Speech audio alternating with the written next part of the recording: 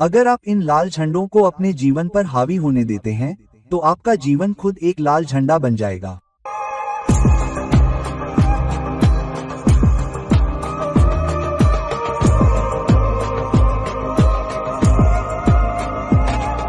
तो पहला लाल झंडा, आप अपने साथी या उन लोगों की प्राथमिकता नहीं हैं जिनके साथ आप संबंध बना सकते हैं या डेटिंग कर सकते हैं। अगर आपको लगता है कि कोई व्यक्ति आपको समय नहीं दे पा रहा है और अधिकांश समय उसे किसी और चीज की प्राथमिकता रहती है, तो आपको इसके बारे में सोचने का समय आ गया है।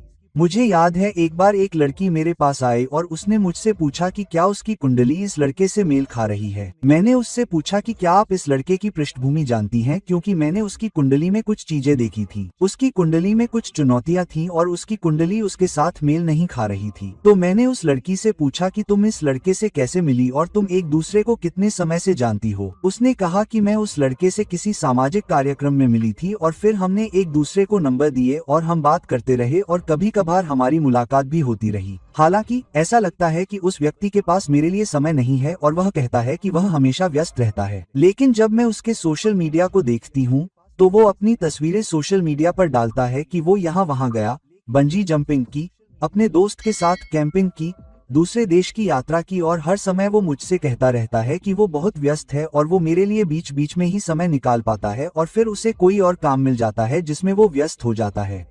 तो मैंने लड़की से कहा कि देखो, ये लड़का ऐसा लगता है कि तुम उसकी प्राथमिकता नहीं हो। जब भी उसे बीच बीच में समय मिलता है और उसके पास करने के लिए कुछ रोमांचक या एडवेंचरस काम नहीं होता तो वो तुम्हारे साथ को मिस करता है।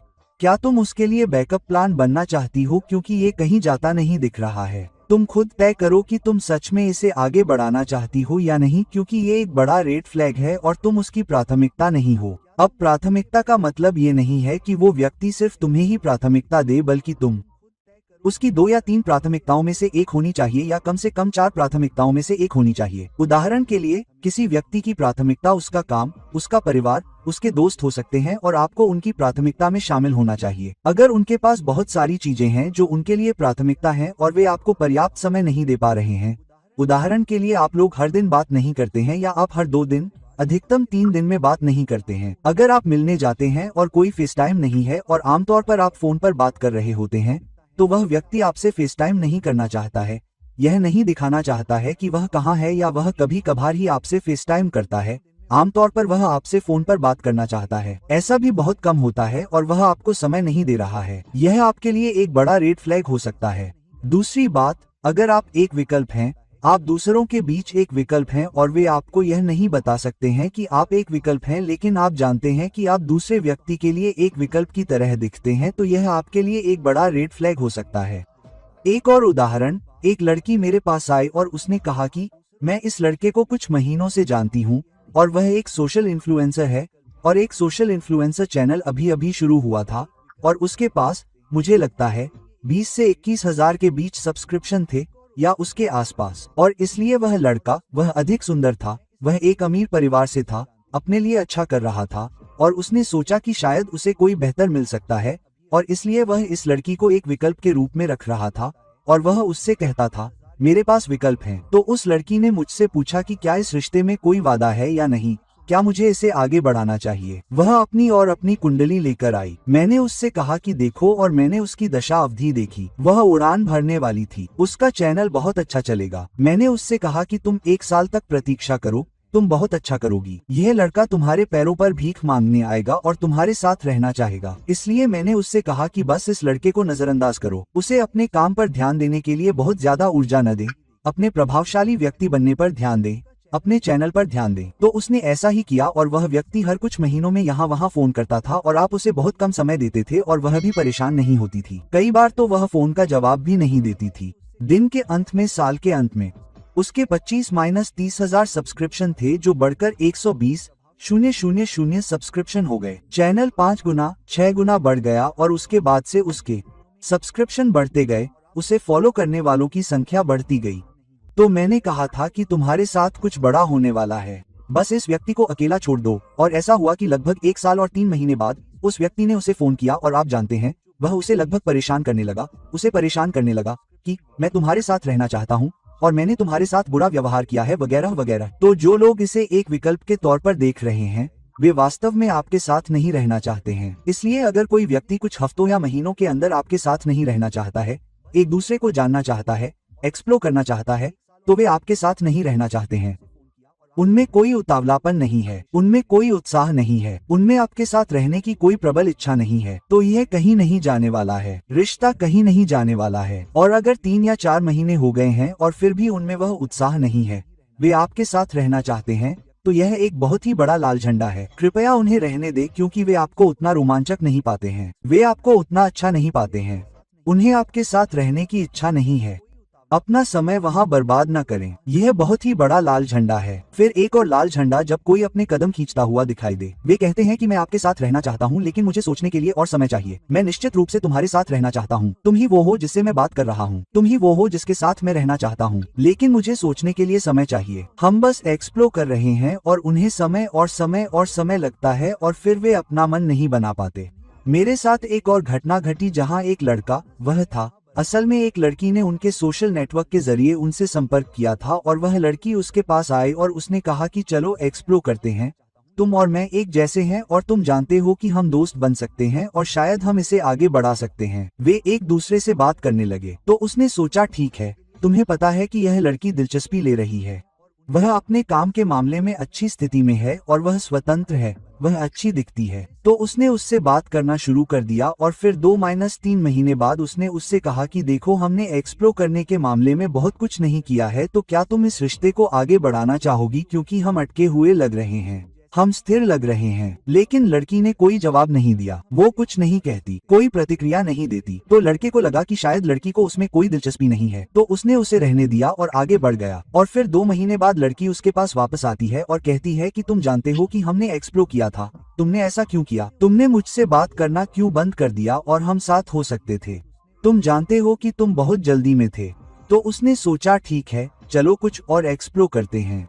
2 महीने और बीत जाते हैं और एक्सप्लोर करना खत्म नहीं होता। और फिर लड़की फिर लड़के से कहती है, क्या तुम सच में रिलेशनशिप को आगे बढ़ाना चाहती हो, क्या तुम सच में सीरियस हो, उद्धरण चिन्ह। फिर से कोई बातचीत नहीं, पूरी तरह से चुप्पी, पूरी तरह से चुप्पी। फिर लड़के को लगा कि अब बहुत हो गया। उन्होंने कहा, यह लड़की अपने मन को बना पाने में सक्षम नहीं दिख रही है। उसने उसे छोड़ दिया और उसने खोज करना बंद कर दिया और आगे बढ़ गया। इसलिए अगर लोग आपके बारे में अपने पैर खींच रहे हैं, तो वे पर्याप्त रुचि नहीं रखते हैं। वे आपके साथ रहने के लिए उतने मजबूत नहीं होना चाहते हैं जितना आप उनके साथ रहना चाहते हैं। या यदि आप भी खोज कर रहे हैं, तो खोज करना बंद कर दें। खोज हमेशा के लिए नहीं चल सकती। यह आपके लिए एक बहुत मजबूत लाल झंडा है। अगर कोई आपके साथ नहीं रहना चाहता है, तो महीनों की खोज के बावजूद उसके मन में आपके लिए तीव्र इच्छा नहीं है, उस व्यक्ति को आगे बढ़ने दें। यह आपके लिए एक बहुत मजबूत लाल झंडा है। फिर अगर लोग गर्म और ठंडे हैं, तो कभी कभी वे आपके साथ रहने के लिए बहुत उत्साह दिखाते हैं और कभी कभी वे बहुत ठंडे हो जाते हैं,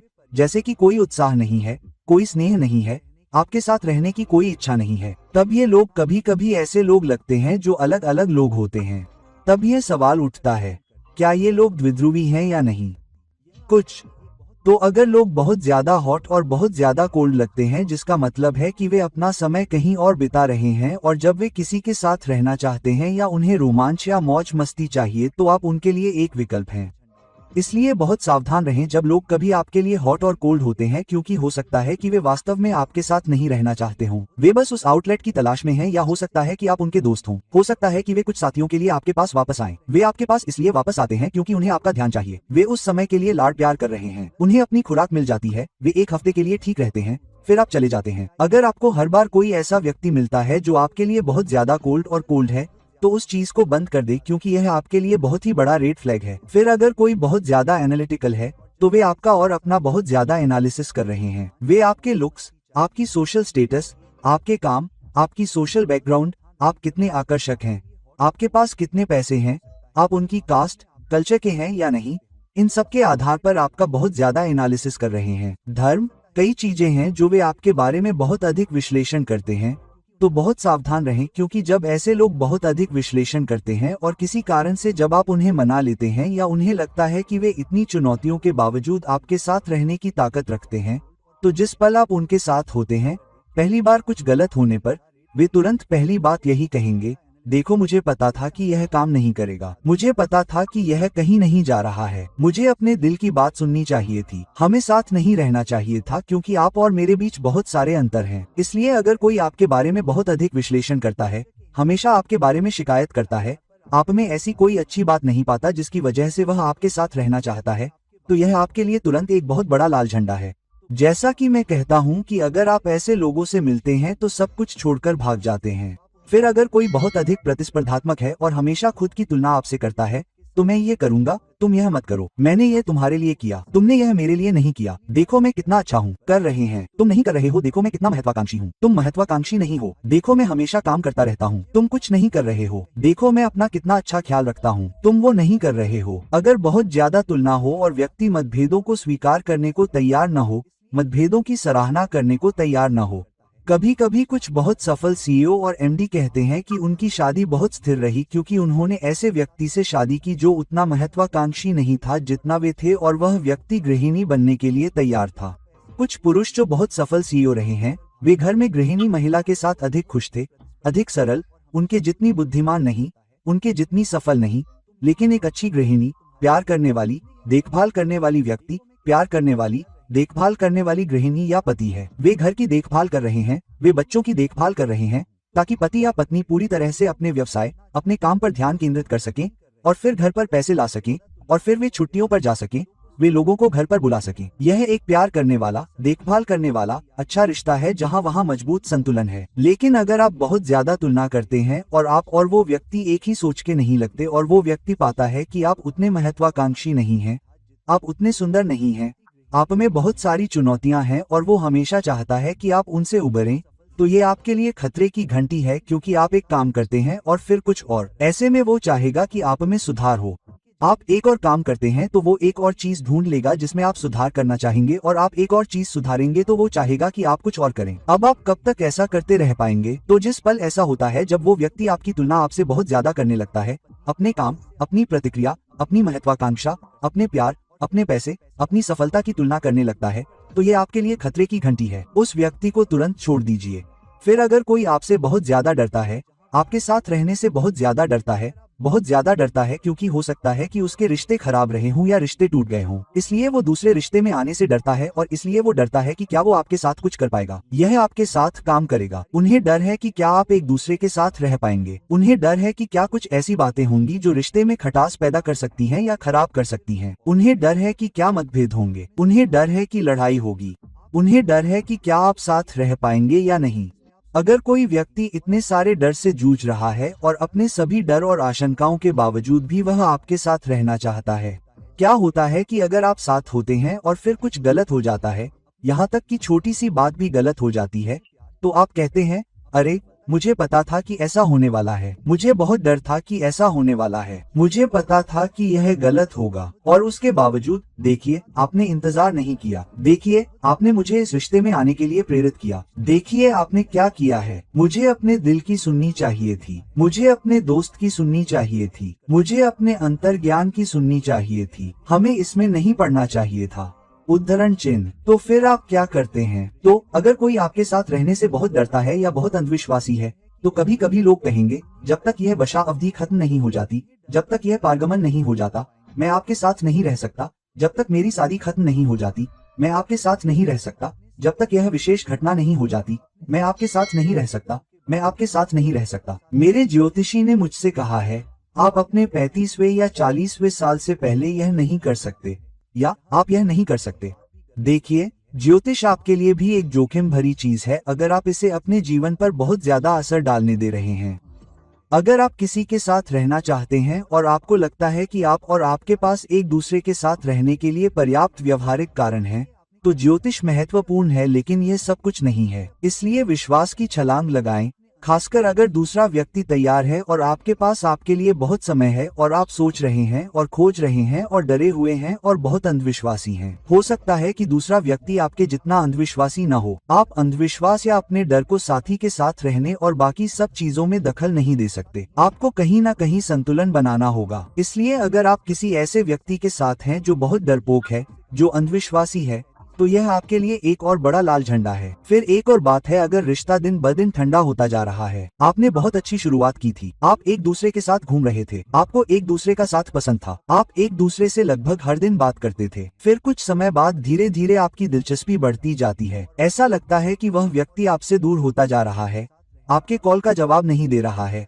आपके साथ नहीं रहना चाहता है, आपके साथ न रहने के लिए कारण ढूंढ रहा है। तो दिलचस्पी खत्म हो गई है। हो सकता है कि वह व्यक्ति अब आपके साथ नहीं रहना चाहता हो। इसलिए अगर दिलचस्पी खत्म हो रही है तो यह आपके लिए एक बड़ा लाल झंडा है। वह व्यक्ति अब आप में दिलचस्पी नहीं रखता है। रिश्ते को लेकर अपने कदम न खींचे, ऊपर न चढ़ें, उस व्यक्ति का पीछा न करें, उस व्यक्ति से चिपके न रहें। आपने पाया कि वह व्यक्ति अपने पैर खींच रहा है या आपसे दूर हो रहा है, आप भी धीरे धीरे उस व्यक्ति से दूर होते जा रहे हैं। रिश्ते को स्वाभाविक रूप से खत्म होने दें। अगर हर 3 कदम पर वह व्यक्ति आकर कहे, अरे क्या हुआ, तुम मुझसे दूर हो रहे हो, उद्धरण चिन्ह, फिर उस व्यक्ति को याद दिलाएं कि अगर आप दोनों एक दूसरे के साथ रहना चाहते हैं तो हम दोनों को रिश्ते में समय समय पर निवेश करने की जरूरत है। अगर आप रिश्ते में पर्याप्त निवेश नहीं करते हैं तो ये काम नहीं करेगा। एक बार जोड़े के बीच ऐसा हुआ, लड़की हमेशा लड़के को फोन करती थी और लड़का कभी फोन नहीं करता था। तो एक लड़की मेरे पास आई और उसने मुझसे पूछा कि क्या मुझे इस लड़के के साथ रहना चाहिए, और यह सब इसलिए क्योंकि वह मुझे फोन नहीं कर रहा था। तो मैंने कहा कि ऐसा नहीं है, वह लड़का आपके साथ नहीं रहना चाहता। उसने कहा कि नहीं नहीं, उसने मुझे प्रपोज भी किया है, वह मेरे साथ रहना चाहता है, वह मुझसे शादी करना चाहता है। फिर मैंने कहा कि फिर क्या हुआ, अगर वह आपसे शादी करना चाहता है और उसे बताया गया है कि वह आपके साथ रहना चाहता है, तो आपको क्यों लगता है कि वह आप में दिलचस्पी नहीं रखता? उसने आपको प्रपोज किया है क्योंकि मैंने अभी तक उसे हाँ नहीं कहा है। कितने महीनों से आपने उसे हाँ नहीं कहा है? 4-5 महीनों से आपने प्रपोजल को 4-5 महीने तक लटके रहने दिया है। वह लड़का सोचता है कि वह आप उसमें दिलचस्पी नहीं रखती हैं, इसलिए वह धीरे धीरे आपसे दूर होता जा रहा है। उस लड़के ने आपको प्रपोज किया, या तो उससे शादी कर लो, या आप उसे रहने दो, या आप उसे बता दो, उसे एक खास तारीख बताओ कि मैं इसी तारीख पर शादी करने जा रहा हूँ, उद्धरण चिन्ह, हम तारीख का इंतजार करेंगे, फिर बताऊंगा। नहीं तो उस लड़के की दिलचस्पी नहीं होगी। आप उससे कहो, मैं तुमसे 5 दिसंबर को शादी करने जा रहा हूँ, चाहे कुछ भी हो जाए, आगे बढ़ो और अपना कार्ड छपवाओ, उद्धरण चिन्ह। फिर देखो कि वह लड़का तुम में दिलचस्पी दिखाता है या नहीं। अगर वह लड़का तुम्हें प्रपोज करता है और तुम टालमटोल कर रही हो और तुम अब भी सोच रही हो कि वह लड़का तुम्हें बार बार फोन करता रहेगा, तो उसे लगता है कि तुम में दिलचस्पी नहीं है, इसलिए वह तुम्हें रहने देता है। वह तुम्हारे मन बनाने का इंतजार कर रहा है। और उसने कहा हाँ, कुछ दिनों बाद वह वापस आया, उसने कहा हाँ, उसे लगा कि मेरी दिलचस्पी नहीं है। मैंने सोचा कि उसे लगा कि मुझे अपना मन बना लेने दो, इसलिए वह मुझे बार बार फोन करने दे रहा था, क्योंकि उसे लगा कि अगर वह इसे आगे बढ़ाना चाहती है और उसकी दिलचस्पी है तो वह मुझे फोन करेगी, क्योंकि मैंने पहले ही उसे प्रपोज कर दिया है, मैंने उसे पहले ही बता दिया है कि तुम मुझसे और क्या चाहती हो। तो कभी कभी अगर किसी रिश्ते में ठंडक बढ़ती हुई दिखाई दे तो उस व्यक्ति से पूछे कि क्या चल रहा है। अगर वह व्यक्ति आपको सही जवाब दे पाता है तो शायद आपको उसमें निवेश करने की जरूरत है। लेकिन अगर वह व्यक्ति टालमटोल कर रहा है, नहीं, कुछ नहीं हुआ, कुछ गलत नहीं है, ये वह, मैं व्यस्त हूँ, और धीरे धीरे वह व्यक्ति दिन ब दिन दूर होता जा रहा है, तो यह आपके लिए बहुत बड़ा लाल झंडा है। नमी, कॉफी की गंध, जाग जाओ। तो बस आपके और दूसरे व्यक्ति के बीच बहुत अधिक असहमतियां, बहुत अधिक झगड़े, बहुत अधिक तर्क हैं। इससे पहले कि आप एक दूसरे के साथ रहना शुरू करें, इससे पहले कि आप पुरुष और महिला बने, यह आपके लिए बहुत बड़ा लाल झंडा है। जब आप एक दूसरे के साथ अच्छा समय बिताने जाते हैं और आप दोनों घर वापस जा रहे होते हैं, तो खेल में शायद ही कोई हिस्सा हो, फिर भी आपके बीच बहुत सारी असहमतियां हों, फिर भी आपके बीच बहुत सारी बहसें हों, तो यह एक समस्या है। जब 2 लोग साथ आते हैं तो टीम बिल्डिंग में एक 4 चरणीय प्रक्रिया होती है जिसे टीम के लिए कहा जाता है। एक साथ आते हैं, पहला कदम है टीम बनाना और फिर दूसरा कदम है तूफान। तो जब 2 लोग एक साथ आते हैं, टीम एक साथ आती है, तो टीम बनती है, और फिर तूफान आता है, क्योंकि असहमतियां होती हैं जो होना ही है, और अलग अलग दृष्टिकोण, अलग अलग पसंद नापसंद और ऐसी ही बहुत सी चीजें होती हैं। हालांकि तूफान के शुरुआती दौर के बाद क्या होता है, यह जानना कि क्या काम करता है, क्या काम नहीं करता है, किसी के लिए क्या मना है, किसी की सबसे बड़ी परेशानी क्या है, और धीरे धीरे आप ये तय करना शुरू कर देते हैं कि आप कह सकते हैं, ठीक है, ये चीजें उस व्यक्ति के लिए नहीं है, ये चीजें मेरे लिए नहीं है। तो आप नॉर्मिंग या रिश्ते के सामान्यीकरण में स्थिर हो जाते हैं। और फिर चौथा चरण प्रदर्शन करना है। जब आप एक साथ प्रदर्शन करना शुरू करते हैं, तो अगर अभी तक मजबूती से निर्माण नहीं हुआ है और फिर भी तूफान चल रहा है, तूफानी चरण बहुत लंबे समय से चल रहा है, तो नॉर्मिंग कभी नहीं होगी, सामान्यीकरण नहीं होगा, फिर प्रदर्शन कहां से आएगा? बहुत सारी असहमतियां हैं, बहुत सारे तर्क हैं। इससे पहले कि आप एक टीम के रूप में मजबूती से एक साथ आएं या साथ रहें, यह आपके लिए बहुत ही मजबूत लाल झंडा है। 99% समय अगर शादी से पहले बहुत अधिक झगड़े, असहमति, तर्क हैं, तो वह रिश्ता शायद ही कभी सफल होगा। यह आपके लिए एक मजबूत लाल झंडा है। ऐसे रिश्ते को निभाने से पहले 2, 3, 4 बार सोचें। फिर अगर कोई व्यक्ति आपको अपने दोस्तों और परिवार से नहीं मिलवा रहा है, जबकि आप महीनों से एक दूसरे के साथ हैं, वह व्यक्ति कहता है कि मैंने तुम्हें अपनी माँ को तुम्हारे बारे में बताया था, मैंने तुम्हारे बारे में अपने दोस्तों को बताया था, मैंने तुम्हारे बारे में अपनी बहन को बताया था, लेकिन तुमने उनसे कभी बात नहीं की। आपने तस्वीरें, वीडियो देखे होंगे, लेकिन आप उनसे मिले नहीं हैं। आपने उनसे बात नहीं की है, आपने उनसे फेस टाइम नहीं किया है। उस व्यक्ति ने आपको किसी भी सामाजिक कार्यक्रम, जन्मदिन की पार्टी में आमंत्रित नहीं किया है। आप उनके सामाजिक प्रोफाइल पर उनके जीवन साथी या प्रेमिका या प्रेमी के रूप में नहीं हैं और उन्होंने आपको अपने परिवार या दोस्तों से नहीं मिलवाया है। तो यह आपके लिए एक मजबूत लाल झंडा है कि आप केवल एक अंतरिम मामला हैं और बहुत जल्द युद्ध होने वाला है।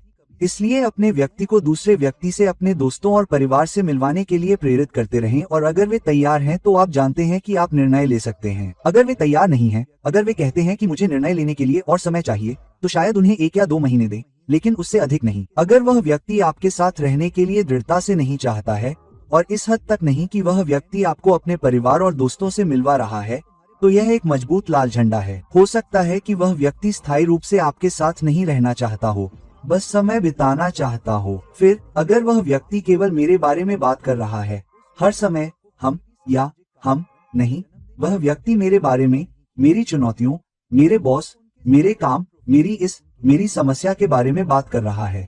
कोई हम वाली बात नहीं है, कोई हम वाली बात नहीं है कि साझा वित्त कैसा होगा, साझा जीवन कैसा होगा, पसंद और नापसंद क्या है, आपको क्या पसंद है, मुझे किस बात से सावधान रहना चाहिए, आपकी चुनौतियां क्या हैं, आपकी समस्याएं क्या हैं, ऐसी कौन सी चीजें हैं जो आपको करना बहुत पसंद है, ऐसी कौन सी चीजें हैं जो आपके लिए बिल्कुल निंदनीय हैं।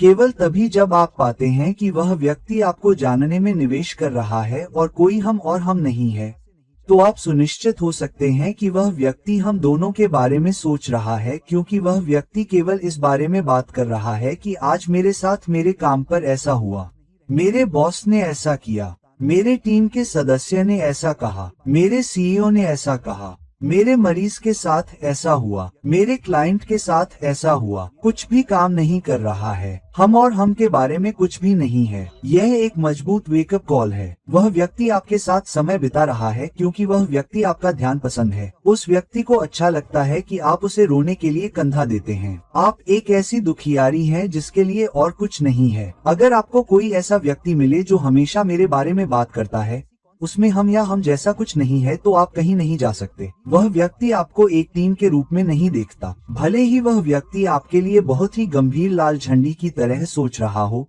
फिर भी सब कुछ छोड़कर भाग जाए। अगर वह व्यक्ति आपको बहुत याद नहीं करता है, तो हो सकता है कि वह कुछ खास नहीं कर रहा हो सकता है कि वह घर पर रहने वाला व्यक्ति हो या वह ऑनलाइन कुछ कर रहा हो। वह बहुत व्यस्त नहीं है, लेकिन वह व्यक्ति आपके साथ ज्यादा समय नहीं निकाल पाता है। उसे डॉक्यूमेंट्री देखना पसंद है, उसे नेटफ्लिक्स या वेब पर कैलोरी या कहानियां देखने का समय मिल जाता है, फिर भी उसे आपके लिए समय नहीं मिल पाता है, जिसका मतलब है कि उसे आप में इतनी दिलचस्पी नहीं है। उसे वास्तव में आपके साथ रहने की उतनी इच्छा नहीं है। वह व्यक्ति आपको इतना याद नहीं करता है कि वह आपके साथ रहना चाहे। आप बस एक तरफ हैं, कोई ऐसा व्यक्ति जिसके साथ वह कभी कभार समय बिताना पसंद करता है। अगर वह व्यक्ति आपको उतना समय नहीं दे पाता जितना आप चाहते हैं, अगर वे नेटफ्लिक्स या वेब सीरीज या कुछ और देखते हैं, खासकर अगर आप जानते हैं कि वे बहुत व्यस्त नहीं हैं, तो यह आपके लिए एक लाल झंडा है कि आप इस बारे में सोचें कि क्या वे वास्तव में उनके साथ रहना चाहते हैं। और अंत में, अगर लोगों को वास्तव में अपना एकांत पसंद है, जो लोग कुछ समय से अकेले रहे हैं और उन्हें अपने एकांत में, अपने आइसोलेशन में शांति मिली है, और वे तलाश कर रहे हैं कि क्या वे आपके साथ रह सकते हैं, आपके साथ रहना चाहते हैं या नहीं। हो सकता है कि पहले उनके रिश्ते खराब रहे हों और उन्हें अकेले रहने की आदत हो गई हो। अब अगर वे किसी के साथ रहने की कोशिश कर रहे हैं और आप जानते हैं कि वह व्यक्ति अकेला रहता है और उसे एकांत पसंद है, तो आप दोनों के बीच कम बातचीत होती है।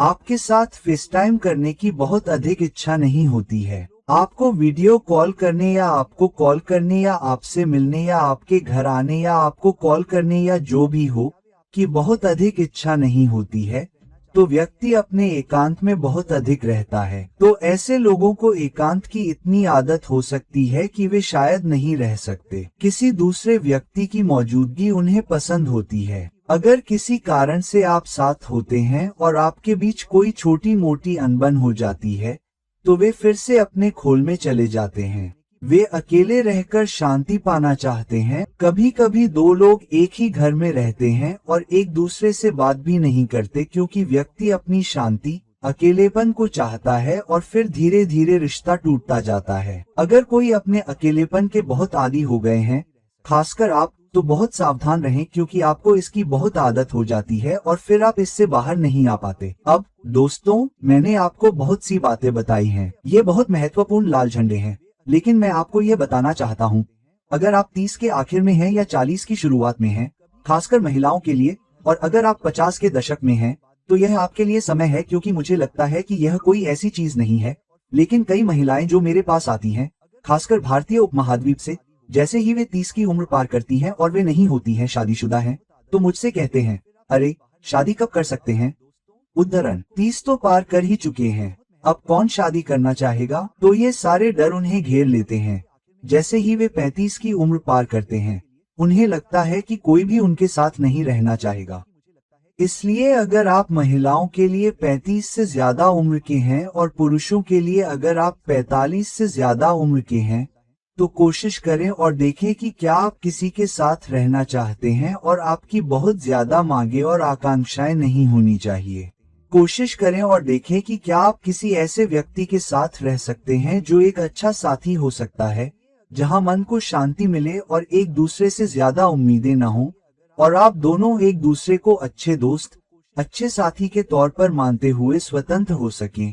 अगर आप ज्यादा मांगे नहीं कर रहे हैं और सब कुछ, तो कम से कम साथ तो हो। अगर आपको कोई ऐसा व्यक्ति मिल जाए जो आपको शांति दे, जो आपको स्थिरता दे और जो एक अच्छा दोस्त हो, जो काफी समझदार हो और स्वतंत्र हो, तो वे आप पर ज्यादा निर्भर नहीं होंगे और आप भी स्वतंत्र होंगे और आप दोनों साथ आ सकते हैं। यह आपके लिए रिश्ते को आगे ले जाने का एक अच्छा तरीका है, खासकर अगर आप उस उम्र में हैं, क्योंकि अगर आप किसी के साथ नहीं हैं तो आप बहुत ज्यादा उम्मीदें नहीं रखते। अगर आप किसी महिला के लिए 35-40 पार कर रहे हैं या 40 के करीब हैं, और अगर आप किसी पुरुष के लिए 45 पार कर रहे हैं, तो किसी के साथ न होना आपके लिए सबसे बड़ा लाल झंडा है। हो सकता है कि आप किसी के साथ न रहें। आप लोगों में बहुत सारे लाल झंडे पड़ रहे हैं, इसलिए आप अपने पास आए अच्छे अवसरों से चूक सकते हैं। और फिर जब आप 30 या 40 की उम्र के होंगे, तो आपकी उम्र बढ़ने के साथ क्या होगा? आपके पास अभी भी साहस है, उम्र है, आपके पास काम करने के लिए अभी भी ऊर्जा है और आप खुद को व्यस्त रखते हैं। कुछ लोग खुद को दिन में 12-13 घंटे व्यस्त रख सकते हैं और वे घर जाकर खाना खाते हैं और सोते हैं और उन्हें लगता है कि उन्हें कुछ खास नहीं मिल रहा है।